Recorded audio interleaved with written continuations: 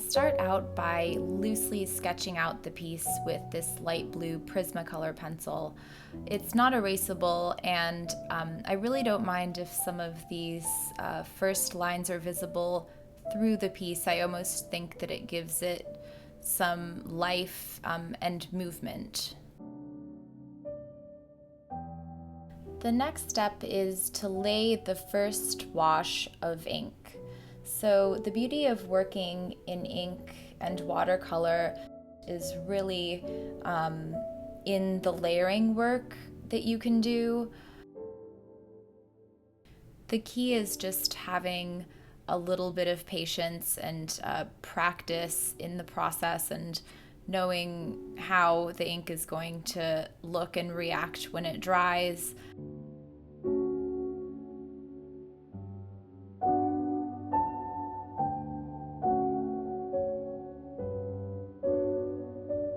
Perhaps you'd like a little bit of backstory about who these penguins are. This is a painting for a picture book that I'm working on called Everything Wonderful. This spread in particular is the penguin world. This is mostly a black and white world that these little penguins live in.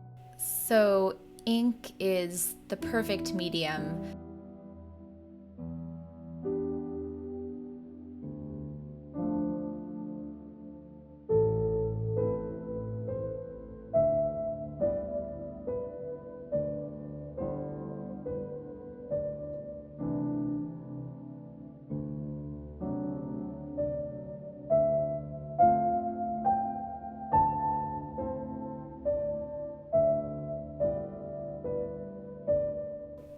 Want to lay on the ink with quite a bit of water, and then just kind of play around with it. So the look that I'm trying to achieve here with these penguins is a lot of variation. So what I'm trying to do is lay it on, and then what you can do is you can take little drops of ink like that and create little points of interest.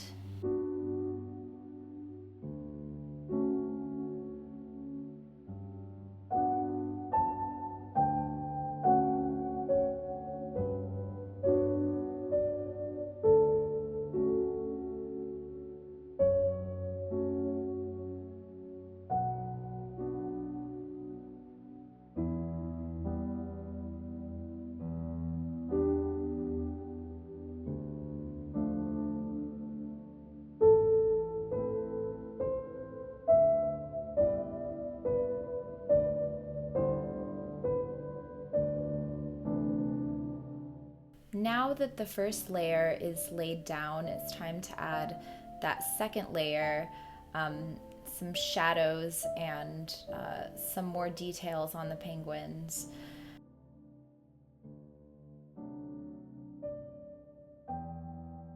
Giving them all tiny little eyes with a 005 Micron pen.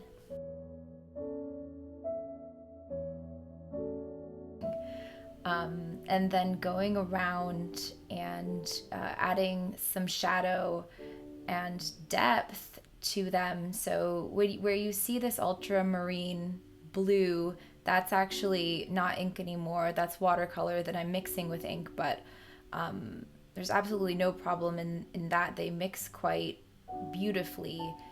So on this piece, since it is a world of black and white, I'm limiting the color palette to basically this ultramarine blue and this black. I'm using, as I showed you in the beginning, I'm using, Dr. P.H. Martin Hydrus black ink. I tried a number of black inks. I'm kind of an ink junkie. I have so many different inks, which maybe I'll talk to you about at some point. But the reason I liked this black ink is because a lot of the inks Well, so every black is a bit different than the other black. Black is one of the hardest non-colors to replicate. So you get some warmer blacks and some cooler blacks, and all of my other inks seemed to be a bit warmer, and so I liked the true black nature of this ink the most, which is why I chose it.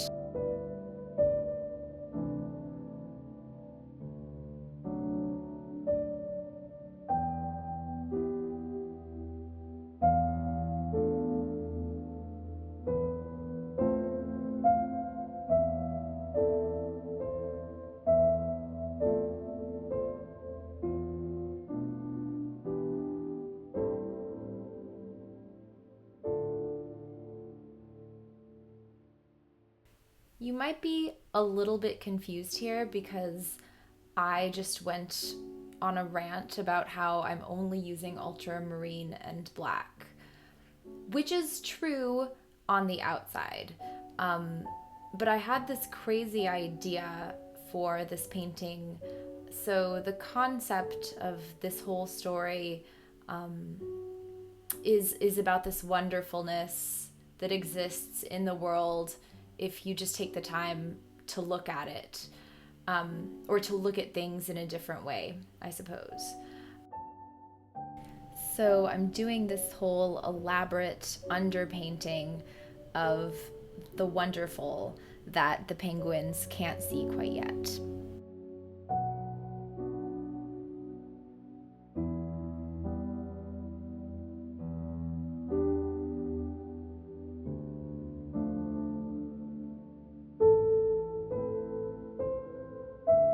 In a way, it's almost like the Buddhist practice of making this beautiful piece of art out of sand, and then ruining it.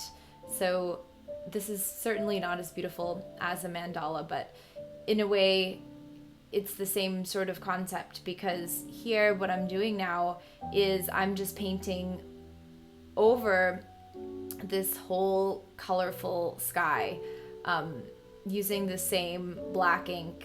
And spoiler alert, I did this 10 times over 2 days.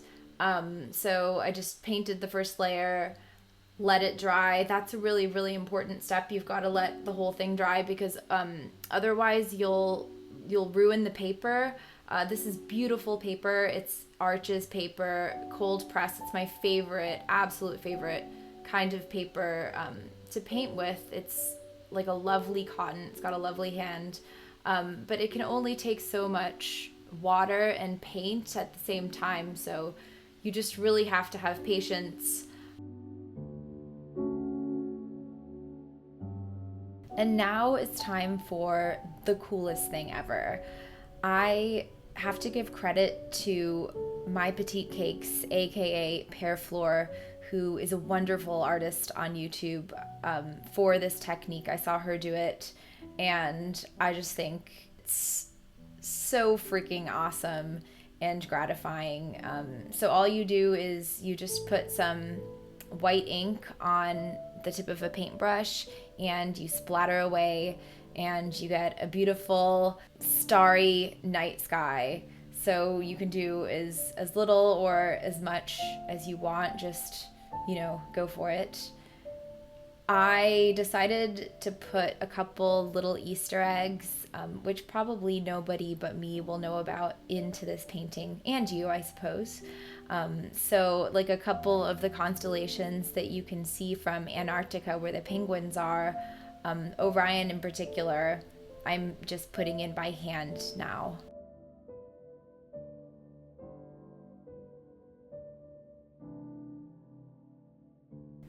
And that's the final result. So I hope you enjoyed watching me make this piece, and if you end up painting any penguins yourself, I would love to see them. I will be back on Friday for my second episode of Freelance Illustration Friday, and I'll actually be talking a little bit more about putting together a picture book and what all of that entails. So until then, TTFN.